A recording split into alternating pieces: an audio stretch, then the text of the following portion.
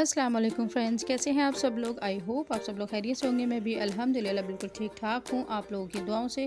Welcome back हो गया जी Sam Wasim vlog पर। आज हम बात करने वाले हैं ऐसे रिश्तेदारों के ऊपर या ऐसे लोगों के ऊपर जो बिला वजह आपकी ज़िंदगी में इंटरफेयर करना चाहते हैं, या वो उन लोगों के डबल स्टैंडर्ड्स कुछ इस तरह के होते हैं कि उनके लिए एक बेटे में और दामाद में बड़ा फ़र्क होता है। बेटा उन्हें अलग तरह का चाहिए होता है, फरमाबरदार, और वो चाहिए होता है, और बेटे जो दामाद होते हैं वो बेटियों की मानने वाले चाहिए होते हैं।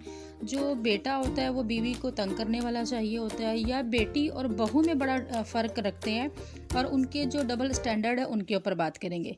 तो उससे पहले मैं आप लोगों से शेयर करूंगी कि आज हम लोग ज़रा मॉल वगैरह गए थे, क्योंकि आप लोगों को पता है आने वाले वक्त में रमज़ान आने वाला है। अल्हम्दुलिल्लाह आप लोग मुझे रमज़ान की में दुआ में ज़रूर याद रखेगा। तो यहाँ पे मेरी बहन ने कुछ चीज़ें लेनी थी और मैंने भी लेनी थी, क्योंकि मैंने आप लोगों को पता है पहले भी कुछ सूट्स बाय किए थे। तो अब भी हम लोग गए थे उसकी कुछ मैचिंग वगैरह लेने, कुछ लेसेस वगैरह लेने, तो वो लेने गए थे। तो चलते चलते 2-3 चीज़ें किचन की भी थी, वो भी ली थी। तो वो आने वाले व्लॉग्स में आपको साथ साथ दिखती रहेंगी क्या क्या लिया है। और यहाँ पर फिर सना जो मेरी बहन है वो कपड़े वगैरह जो स्टिच हुए हुए थे वो भी देख रही थी, और साथ जो अनस्टिच थे वो भी देख रहे थे। तो यहाँ पे हमें कुछ और भी चीज़ें पसंद आ गई थी, 1-2 सूट, तो हमने वो भी फिर हम देख रहे थे। अच्छा चलो, वो फिर हम आगे डिस्कस करेंगे। लेकिन बात करते हैं ऐसे रिश्तेदारों के ऊपर जिनके जो सोच होती है ना बड़ी अजीब होती है। उनकी जब हम सोच को देखते हैं ना तो बाज़ दफ़ा इंसान को बहुत हैरानी होती है कि वो इतनी मुनाफ़क़त और इतनी वो कर कैसे लेते हैं। जहाँ एक एक एक टाइम होता है या एक पीरियड ऐसा आता है कि जहाँ पे आपके जो फैमिलीज़ वाले होते हैं ना, आपके ससुराल वाले होते हैं, जब बात आती है ना आपकी उनकी बहू की या उनके बेटे की, तो हमेशा वो कहीं ना कहीं इंटरफेयर करते रहते हैं कि बहू के अंदर ये क्वालिटीज़ होनी चाहिए, बहू को सुबह जल्दी उठना चाहिए, बहू को सुबह उठ के सारे घर के काम करने चाहिए। अगर बहू लेट उठ जाए तब भी वो आपके हस्बैंड को हमेशा शिकायत करेंगे तुम्हारी बीवी को बहुत लेट उठती है, ये कौन सा तरीका है। सुबह जल्दी उठना चाहिए, घर के काम जल्दी करने चाहिए। और शौहर को हमेशा इस चीज़ पे वो किया जाता है कि कहीं भी बेटा जो है ना बहू को कहीं घुमाने फिराने ना लेकर जाए, या उसको कहीं भी सपोर्ट चाहिए तो वहाँ सपोर्ट ना करे। मतलब है वो हर तरह से ये चाहती हैं कि जो उनका बेटा होता है ना वो उनकी बहू को हमेशा ज़रा सख्त माहौल में रखे और ज़रा टाइट रखे, और उसके लिए ज़िंदगी को थोड़ा सा तंग करके रखे। वो हमेशा, आपने नोट किया होगा, आप लोगों की ज़िंदगी में कहीं ना कहीं इंटरफेयर ज़रूर होता है कि ऐसे क्यों बैठे, ऐसे क्यों खाया, ये क्यों खाया, वहाँ क्यों गए, ये क्यों पहना, ऐसे नहीं था तो वैसे क्यों किया।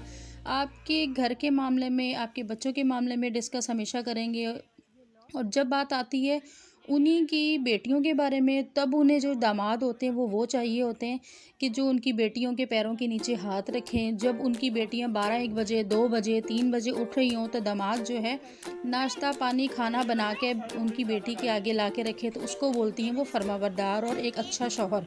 तो मेरा सवाल उनसे ये है कि जब आपका दामाद आपको वो अच्छा लगता है जो आपकी बेटी के नखरे उठाए, आपकी बेटी के बर्तन भी धोए, आपकी बेटी के कपड़े भी धोए, आपकी बेटी के घर की जिम्मेदारियां भी, मतलब वो कमा के भी वही लाएगा, फिर आपकी बेटी के घर के काम भी वही करेगा, आपकी बेटी को खाना भी वही पेश करेगा, वो दामाद आपको इतना अच्छा और फरमाबरदार लगता है, तो फिर आपको वो बेटा क्यों बुरा लगता है अगर वो घर के काम ना भी करे, सिर्फ अपनी बीवी को जहाँ सपोर्ट करना होता है वहाँ सपोर्ट करे, या सही को सही बोले या गलत को गलत बोले, तो वो बेटा जहन्नमी क्यों लगता है, वो बेटा नाफरमान क्यों लगता है। तो क्या ये चीज़ें डबल स्टैंडर्ड इन लोगों की, क्या ये इस तरह से माएँ, आजकल की जो माएँ वो इस तरह से बेटों को जहन्नुम में भेजेंगी। तो मुझे ऐसा लगता है इंशाल्लाह ऐसा कभी कुछ नहीं होगा। क्यों? क्योंकि यहाँ के आज की दुनिया के लोग, दुनिया में माँओं के जो रवैये हैं ना वो उसमें वो बात नहीं है। अब उन्हें भी वही बेटे अच्छे लगते हैं जो नोटों वाले हों, जो पैसे वाले हों, या फिर दामाद उन्हें वो अच्छे लगते हैं जो उनकी बेटियों के नौकर बन के रहें। लेकिन अल्लाह ताला के नज़दीक जो सही है वो सही है और जो गलत है वो गलत है, और अल्लाह ताला बेहतरीन सलाह देने वाला। और वही ऐसी, अगर इस तरह से कोई भी बद्दुआ दे दे और गलत बद्दुआएं दी जाए ना, अगर जिसमें कोई सदाकत ना हो तो वो बद्दुआएं भी नहीं लगती। अल्हम्दुलिल्लाह, इस बात पे मेरा ईमान है। अगर इसी तरह खाली बद्दुआएं देने से लग जाती होती ना तो ये दुनिया ख़त्म हो जाती, क्योंकि अगर सही और गलत का कॉन्सेप्ट ही ना होता ना तो ये दुनिया ख़त्म हो जाती। ये दुनिया आज भी कायम है और चल रही, तो इसी वजह से चल रही है कि किसी की गलत दी हुई बद्दुआ कभी नहीं लगती है। अब इसी तरह एक और चीज़ पे आता है, ससुराल में एक बड़ी चीज़ कॉमन सी चीज़ होती है, बड़ी इन होती है कह लें। मैंने अपने इर्द गिर्द काफ़ी लोगों में देखी, अपने भी देखी, आप लोगों ने भी अपने घरों में अपनी फैमिलीज़ में ये चीज़ ज़रूर देखी होगी, ज़रूर नोट की होगी। अगर आपने नोट किया तो मुझे कमेंट बॉक्स में ज़रूर बताएगा। आप लोगों की फैमिली का रिएक्शन क्या होता है ज़रूर बताएगा।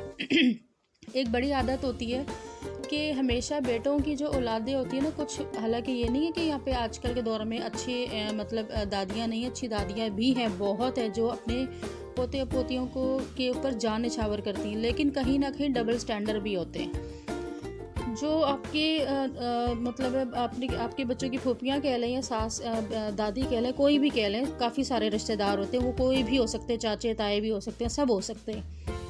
अपने जो आपके बच्चे होंगे ना, उनमें उन्हें हमेशा वो बुराई ढूंढेंगे, हमेशा बुराई ढूंढेंगे। आपके बच्चे ऐसे क्यों हैं, आपके बच्चे ऐसे जाते क्यों हैं, आपके बच्चे ऐसे पढ़ते क्यों हैं, आपके बच्चे ऐसे क्यों खाते हैं, आपके बच्चे वैसे क्यों जाते हैं, आपके बच्चे वहाँ क्यों खड़े हुए थे, आपके बच्चे वहाँ खड़े होकर क्यों खा रहे थे, आपके बच्चे फलां के साथ क्यों घूम रहे थे, आपके बच्चे वहाँ पर क्या करने गए हुए थे, आपके बच्चे लेट क्यों उठते हैं।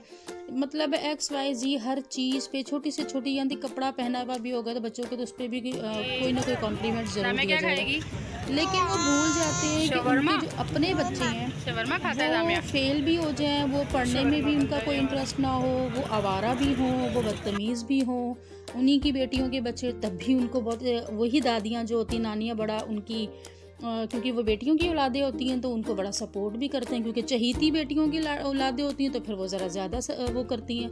उनके बच्चे आवारा फिरें तब भी वो अच्छे हैं, उनके बच्चे बदतमीज़ हों वो तब भी अच्छे हैं, उनके बच्चे गलत एक्टिविटीज़ में पड़ जाएं वो तब भी अच्छे लगते हैं उनको। तब भी उन्हें पता है कि हमने इन बच्चों को कवर करना है, इनकी बातों को छुपाना है, इनकी बातों को किसी के आगे डिस्कस नहीं करना है। उनके बच्चे आपके आगे बदतमीज़ी भी कर जाएं वो तब भी आपको अच्छे लगते हैं। वही आपके बेटों की औलादें आपके आगे ज़बान भी ना चलाएं, बदतमीज़ी भी ना करें, उसके बावजूद भी आपको अच्छे नहीं लगते, क्योंकि वो बेटों की औलादें होती हैं। और कुछ माओं का ऐसा डबल स्टैंडर्ड होता है, ये नहीं मैं बोल रही कि सबका होता है, लेकिन कुछ माएँ होती हैं जिनका ये डबल स्टैंडर्ड होता है कि बेटों की औलादें अच्छी भी हों तो वो बुरी लगती हैं, वो काबिल भी हों तो वो आपको काबिल नहीं नज़र आती हैं, और जो आपके पसंदीदा बच्चे होते हैं उनकी औलादें निकम्मी भी हों तो आपको वो कामी बच्चे लगते हैं, बड़े फरमाबरदार लगते हैं, बड़े अच्छे लगते हैं, उनसे आपकी मोहब्बत का स्टैंडर्ड ही अलग होता है।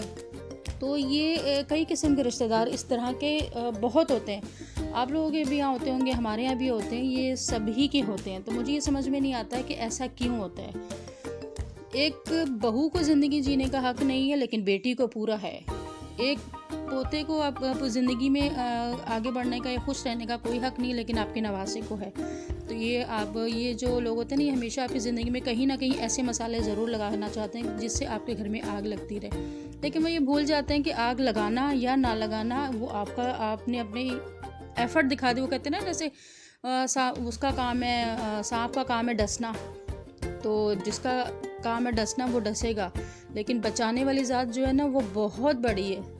आप किसी के घर में जितनी मर्जी आग लगा लें, लेकिन जब उस रब की ज़ात नहीं चाहेगी ना, वो रब नहीं चाहेगा, तब तक वो आपके घर की हवा तो क्या, किसी चीज़ को भी वो कुछ नहीं कर सकता। वो आपका घर कभी नहीं तोड़ सकता। क्यों? क्योंकि उस रब की रज़ा नहीं है।